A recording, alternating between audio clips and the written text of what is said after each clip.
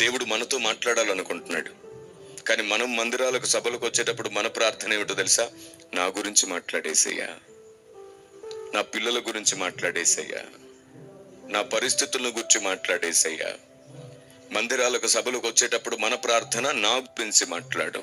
అందుకే దేవుడు తన మనసు విప్పి మనతో మాట్లాడలేకపోతున్నాడు. మీకు తెలుసా, నా గురించి మాట్లాడు ప్రభువా కాదు, నేను నీ మందిరానికి వస్తున్నాను, నీ గురించి మాట్లాడు ప్రభువా అని అడగండి. అప్పుడు దేవుడు మనసు విప్పి మనందరితో మాట్లాడడం ప్రారంభిస్తాడు. Praise the lord. ఎన్నో విషయాలు సంఘానికి దేవుడు చెప్పాలనుకుంటున్నాడు.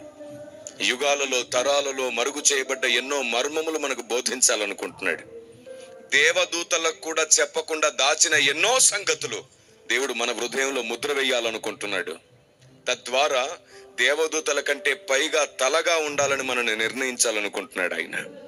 మీకు తెలుసా, పరలోకంలో ఒక చట్టం ఉంది, పరలోకంలో ఒక నియమం ఉంది. ఎవరైనా తలగా ఉండాలి అంటే తల అయ్యున్న క్రీస్తు జ్ఞానం వారిలో ఉండాలి.